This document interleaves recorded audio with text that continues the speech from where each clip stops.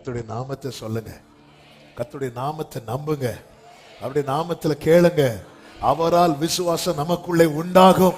அந்த விசுவாசம் சர்வாங்க சுகத்தை நமக்கு கொண்டு வரும்.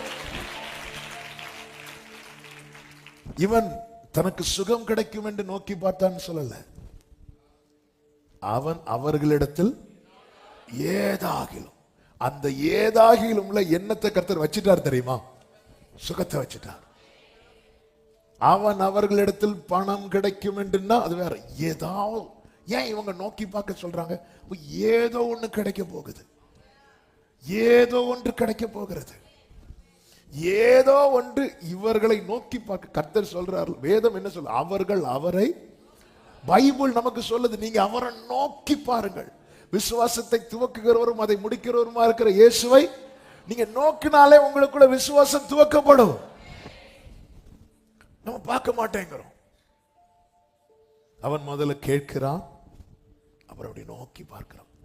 யூசுவலா பிச்சை கேட்கிறவங்க எப்படி கேட்பாங்க? தேவாலயத்தை வந்துட்டு இருக்கும்போது ஒருத்தங்கிட்ட கேட்பாங்க, கிடைக்கலன்னா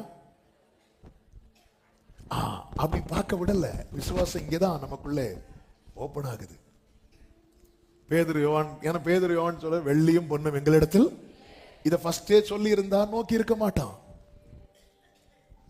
நோக்கி பார்க்க வைத்து விட்டு சொல்றாரு, இல்லப்பா. ஹல்லேலூயா. நோக்கி பார்க்க ஃபர்ஸ்டே இங்க பாரு, நீ கேட்கிற வெள்ளியும் பொண்ணும் எங்களிடத்தில் இல்ல அப்படின்னு சொல்லல. ஃபர்ஸ்ட் எடுத்தோன்னே அவனை உற்று பார்த்து எங்களை நோக்கி பார் அப்படிங்கிறார். நீ எங்களை பாரு. அவன் ஒரு நம்பிக்கை அங்கதான் கொடுக்கிறார். நம்பிக்கை அங்கதான் கொடுக்கிறார். இதெல்லாம் செய்யறது பேதுரும் பவுலும் நமக்கு தெரியும். ஆனால் அவர்களுக்குள்ள இருக்கிற ஆவியானவர் இதை செய்ய வைத்துக் கொண்டிருக்கிறார். ஏதாகிலும் கிடைக்கும் என்று அவன் நோக்கி பார்க்கிறான். நோக்கி பார்க்கும்போது பேதுரு சொல்லுகிறார், வெள்ளியும் பொன்னும் என்னிடத்தில் இல்லை, என்னிடத்தில் உள்ளதை உனக்கு தருகிறேன். நஸ்ரேயனாகிய இயேசுவின் நாமத்தினாலே நீ எழுந்து நட என்று சொல்லி வலது கையினால் அவனை பிடித்து தூக்கிவிட்டான். வேதம் சொல்லுகிறது, உடனே. எல்லாரும் சொல்லுங்க, அவனுடைய கால்களும் கரடுகளும் பலன் கொண்டதே. சுகம் பலன் எனக்குள்ளே பாய்ந்து செல்லுதே, வல்லமை நதியாய். அதாவது எனக்கு இந்த சுகம் கிடைக்கும் அப்படிங்கிற நம்பிக்கை நமக்கு பூரணமா இல்லைன்னாலும் நான் நோக்கி பார்த்தா எனக்கு ஏதாகிலும் கிடைக்கும் அப்படிங்கிற ஒரு சின்ன நம்பிக்கை உங்களுக்குள்ள இருந்தாலே இன்னைக்கு கர்த்தர், ஆமென், எனக்கு அப்படியே இந்த விடுதலை கிடைக்கும் அப்படிங்கிற முழு நம்பிக்கை, நிச்சயமுள்ள நம்பிக்கை நமக்குள்ள இல்லைனாலும் நான் நோக்கி பார்த்தா எனக்கு ஏதாகிலும் கிடைக்கும்.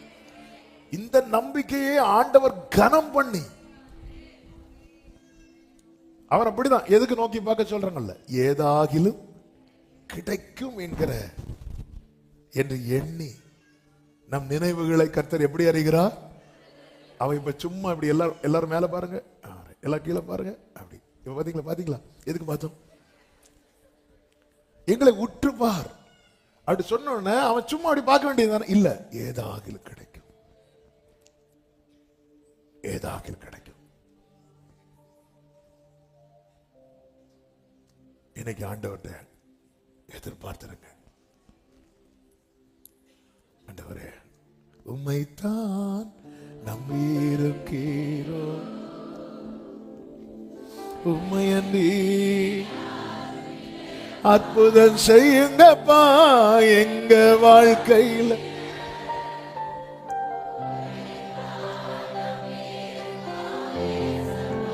ஆமென். க்ளோரி.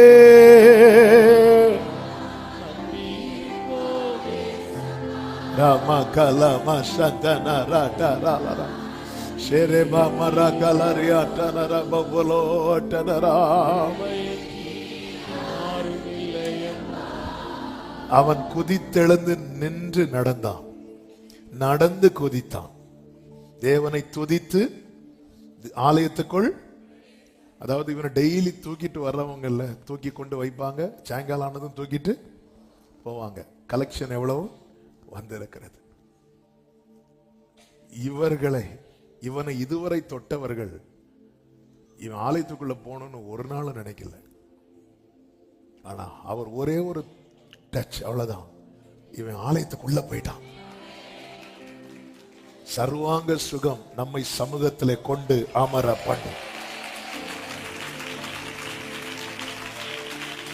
சர்வாங்க சுகம் நம்மை சமூகத்திலே கொண்டு அமர பண்ணும். மற்றவங்க எல்லாம் நம்ம கிட்ட ஆதாயம் எதிர்பார்ப்பாங்க, நம்மளை வெளியே தான் வைக்க பார்ப்பாங்க. ஆனா கர்த்தர் கொடுக்கிற சர்வாங்க சுகம், அவன் ஆலயத்துக்குள் பிரவேசித்தான். வேதம் சொல்லுகிறது, அவன் நடக்கிறதையும் தேவனை துதிக்கிறதையும் ஜனங்கள் எல்லாரும் கண்டு, தேவாலயத்தின் அலங்கார வாசலண்டையிலே பிச்சை கேட்க உட்கார்ந்திருந்தவன் இவன் தான் என்று அறிந்து அவனுக்கு சம்பவித்ததை குறித்து ஆச்சரியப்பட்டு பிரமித்தார்கள். 11வது வசனத்தில் சொல்லப்பட்டிருக்கிறது, குணமாக்கப்பட்ட சப்பாணி பேதுருவையும் யோவானையும் பற்றி கொண்டிருக்கையில் ஜனங்கள் எல்லாரும் பிரமித்து, சாலமோன் மண்டபம் என்னப்பட்ட மண்டபத்திலே அவர்களிடத்திலே என்னதுன்னு அர்த்தம்? சர்வாங்க சுகம் அநேகரை அவர் அண்டையிலே ஓடி வர வைக்கும். அநேகரை.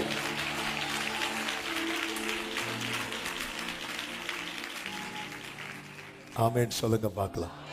அப்பதான் பேதுரு இயேசுவை பற்றி அவர்களுக்கு சொல்லிவிட்டு சொல்லுகிறார், அவருடைய நாமத்தை பற்றி விசுவாசத்தினாலே, அவருடைய நாமமே நீங்கள் பார்த்து அறிந்திருக்கிற இவனை பலப்படுத்தினது, அவரால் உண்டாகிய விசுவாசமே உங்கள் எல்லாருக்கும் முன்பாக இந்த சர்வாங்க சுகத்தை அவனுக்கு கொடுத்தது. கர்த்தருக்கு மகிமை உண்டாவதாக. பிரியமான கர்த்தருடைய பிள்ளைகளே, ஏதாகிலும் கிடைக்கும்னு ஒருத்தன் உற்று பார்க்கிறான். கர்த்தர் அவனுக்கு சர்வாங்க சுகத்தை கொடுத்தார். சாதாரண சுகம் இல்ல, சர்வாங்க சுகம். சாதாரண சுகம் சொல்லுங்க, சாதாரண சுகம் அல்ல. அவன் எதிர்பார்த்தது சாதாரண சுகம், ஆனால் கர்த்தர் கொடுத்தது. ஆமா, நம்ம சில நேரத்தில் அப்படிதான், கொஞ்சம் ஏதாவது கொஞ்ச நேரமாவது ஆறுதல் கிடைக்காதா? கொஞ்ச நேரமாவது ஒரு 2 மணிக்கூறாவது தூங்குற மாதிரியாவது ஒரு சமாதானம் கிடைக்காதா? இப்படி எல்லாம் நமக்குள்ளே ஓடும். நம்ம அட்லீஸ்ட் ஒரு சாதாரண சுகமாவது கிடைக்காதா? தேவன் கொடுக்கணும்னு நினைச்சிட்டார்னா அது சாதாரண சுகம் அல்ல, அது சர்வாங்க சுகம். இப்ப நம்ம ஜெபம் பண்ண போறோம். ஹல்லேலூயா. சர்வாங்க சுகம் சொல்லும்போது எல்லா பகுதியிலையும், நம்முடைய சரீரத்துல மட்டும் இல்ல. இன்னும் 2 வசனம் கூட சொல்லி நம்ம ஒரு சில நிமிடங்கள் ஜெபம் பண்ண போறோம். நீதிமொழிகள் 12வது அதிகாரம் 22வது வசனத்தில் இப்படி சொல்லப்பட்டிருக்கிறது, மன மகிழ்ச்சி 17:22, மன மகிழ்ச்சி நல்ல ஔஷதம், முறிந்த ஆவியோ எலும்புகளை உலர பண்ணும். எலும்பை வீக் ஆக்கிரும். போனை வீக் ஆக்கிட்டாலே ஸ்ட்ரென்த் கம்ப்ளீட்டா டவுன் ஆயிரும். எப்போ தெரியுமா? broken spirit. ஆவி முறியுறதுன்னா என்னன்னா மன முறிவு. இருதயம் உடைஞ்சு போறது இருக்குல்ல, வெளியே அதெல்லாம் ஸ்கேன்ல வரவே வராது. அதில் தான் நிறைய டிப்ரெஷனுக்குள்ள போயிடுவாங்க. பலவிதமான அது எலும்புகளை அது சிக்காக்கிரும். இவங்க நல்லா தானே இருந்தாங்க, ஏன் திடீர்னு சிக்கானாங்கன்னா ஏதோ ஒரு காரியம் உங்களை ரொம்ப பாதிச்சுட்டு. அதனாலதான் எப்பவுமே அன்பா சொல்றேன், தாழ்மையா சொல்றேன், இன்னொருத்தங்க மன முறிவுக்கு காரணமாயிரவே செய்யாதீங்க. ஆண்டவர்கிட்ட கணக்கு கேட்டாருன்னா தாங்க முடியாது. ஆமென். இன்னொருத்தன் ஈஸியா நம்ம ஜட்ஜ் பண்ணிடுவோம், ஒருத்தங்களை ஈஸியா ஜட்ஜ் பண்ணிடுவோம். நம்ம பார்வையில் நம்ம சொல்றதெல்லாம் கரெக்டாக தான் தெரியும். இன்னொருத்தங்க அதனாலதான் ஆண்டவர் சொன்னார், நீ பலிபீடத்தில் பலி செலுத்த வரும்போது உன் பேரில் உன் சகோதரனுக்கு ஏதாவது குறை இருக்குன்னா போ, நான் கிளியரா தான் இருக்கிறேன், நீ கிளியரா இருக்கிற, ஆனா உன் பேர்ல இன்னொருத்தன் வருத்தப்பட்டு இருக்கிறான், உன்னுடைய ஓடி போய் ஒப்புரவாகிட்டு வா. நீ என்ன பலி கொண்டு வந்தாலும் ஒப்புரவாகாம நான் வந்து அக்செப்ட் பண்ண மாட்டேன்ட்டார். ஈஸியா வார்த்தையினால செயலினால ஒருத்தங்க ஆவியை முறிய பண்ணிட்டு, அவங்க அதுவரை நல்லா இருப்பாங்க, முறிய பண்ணிட்டு அவங்கள சிக்காக்கி. அல்லேலூயா. சவுல் தன் நிலை நிற்புக்காக தாவீது மேல ஈட்டி எறிஞ்சிட்டு இருந்தான். அப்படி மட்டும் வந்துடவே கூடாது. நம் கால்களை ஸ்திரப்படுத்துகிறவர் கர்த்தர், நம் அடிகளை உறுதிப்படுத்துகிறவர் கர்த்தர். ஹல்லேலூயா. யூதா நிருபத்துல ஒரு வார்த்தை உண்டு பாருங்க.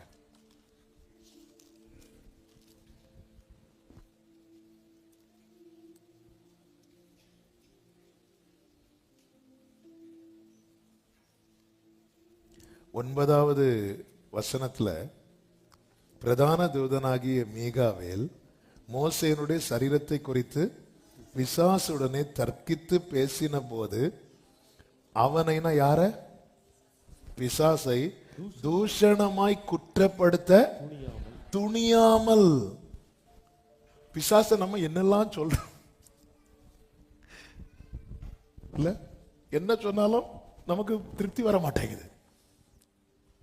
ஆனா இந்த வசனம் வந்து எவ்வளவு பெரிய ஒரு பாடத்தை கொடுக்க தெரியுமா? அவனை தூஷணமாய் குற்றப்படுத்த துணியாமல் கர்த்தர் உன்னை கடிந்து கொள்வாராக என்று அவ்வளவுதான் சொல்றான். யார? நம்ம பிசாச சாஃப்டா பேசிட்டு மத்த எல்லாரையும், அதாவது நம்ம விளம்புறது இருக்குல்ல. அதனாலதான் ஆண்டவர் சொன்னார், இங்க பாரு, நீ வெளியெல்லாம் ரொம்ப பரிசுத்தமா ஒண்ணு காட்டிட்டு இருக்கிற, வெளியிருந்து உள்ள போறது ஒண்ணு தீட்டுப்படுத்தாது, ஆனா உள்ள இருந்து ஒண்ணு வருது பாரு, அதுலதான் நீ ரொம்ப, அதுலதான் கரை ஜாஸ்தியா இருக்கு. அப்ப இந்த இடத்துல அவன் மீகாவேல் என்னவும் பண்ணிருக்கலாம். ஏன் பண்ணலன்னா கர்த்தர் அந்த காரியத்தை அவன்கிட்ட சொல்லல. என்ன டியூட்டி அதை மட்டும் செய், மீதி காரியம் நம்ம எக்ஸ்ட்ராவா எடுத்து செய்யும் போது இந்த இடத்துல சாத்தானை குற்றப்படுத்த கர்த்தர் இன்னொரு இடத்துல சாத்தானை இவனை வச்சே கர்த்தர் என்ன பண்றாரு தெரியுமா? அடிக்கிற அந்த கட்டளைக்காக வெயிட்டிங். இந்த பிரதான தூதன் தான் யாரு? மீகாவேல். எக்காலம் துணிக்கும் போது கர்த்தர் ஆரவார துணியோடும் பிரதான தூதனோடும் வருவாரு. அப்போ அடி இருக்குது, அது வேற. ஆனா இப்போ மோசையின் சரீரம் இது வந்து ஆவிக்குரிய மண்டல காரியம். ஏன்னா அவன் குற்றப்படுத்த வந்து நிற்பான். அக்கனியிலிருந்து தப்பு வைக்கப்பட்ட தொட்டேன்னா மெசேஜ் ஆயிரும். யோசுவாவுக்கு அழுக்கு வஸ்திரத்தை வந்து நின்னால, அதே போல ஆண்டவர் மோசை எப்படி நீங்க கூட்டிட்டு போலாம்? அவன் நீங்க கண்மலையை வந்து பார்த்து பேசுன்னு சொல்ற இடத்துல அடிக்கலாம் செஞ்சான். வருவான் குற்றப்படுத்துகிறவன், குற்றம் சாட்டுகிறவன். அப்ப அந்த இடத்துலதான் மீகாவேலுக்கு என்ன வருது தெரியுமா? கோபம் வருது. மோசையினுடைய சரீரத்தை கொடுத்து ஒரு சின்ன, அதனாலதான் உலகத்தின் அதிபதி வருகிறான், அவனுக்கு என்னிடத்தில் ஒன்றுமில்லை. இந்த காரியத்தை கிளியர் பண்ணிட்டு தான் அவர் என்றாகிறார். இல்லைன்னா வந்து நிற்போம். அது எப்படி ஆண்டவரே? மோசையை நீங்க எப்படி கூட்டிட்டு போலாம்? அவன் தான் நீங்க பேசுன்னு சொல்ற இடத்துல அடிச்சானே, மீறிட்டானே. அது எப்படி ஆண்டவரே? கோராகு தப்பு பண்ணும்போது கோராகின் புத்திரர்லாம் தனியா நிறுத்திட்டு பூமிக்குள்ள விட்டான். அதே அவனுடைய சகோதரன் ஆரோனும் மிரியாமும் தப்பு பேசுனாங்க, அவங்களுக்காக இவன் கெஞ்சிரான். அப்ப பார்ஷியாலிட்டி பாக்குறான்ல. அது எப்படி ஆண்டவரே நீங்க? அவன் இப்படிதான் பேசுவான். ஆனால் அவனுக்கு ஆண்டவருக்கு இடையே இருக்கிற டீல் வந்து இவனுக்கு தெரியாது. அதனாலதான் கர்த்தர் கடிந்து கொள்வாராக அப்படிங்கிறான். அந்த இடத்துல இவன் அப்பாலே போய் சாத்தானே, நீ எல்லாம் ஒரு சாத்தானா, சாத்தானே பொல்லாத சாத்தானே என்னெல்லாம் வார்த்தை சொல்லி அந்த இடத்துல மீகாவேல் பேசி இருக்கலாம், பட்டயத்தை எடுத்து குத்தி இருக்கலாம், வெட்டி இருக்கலாம். ஆனா இன்னும் ஆர்டர் கிடைக்கல, அங்க இருந்து ஹெவன்ல இருந்து அந்த கமாண்ட் இன்னும் பாஸ் ஆகல. அதனால ஒரு வார்த்தை கூட பேச துணியாமல் அப்படின்னு இருக்கு. அப்படிதானே இருக்கு. குற்றப்படுத்த ஒரு சாத்தானையே ஒருவன் குற்றப்படுத்த துணியலைன்னா சகோதரர்களை, தேவ பிள்ளைகளை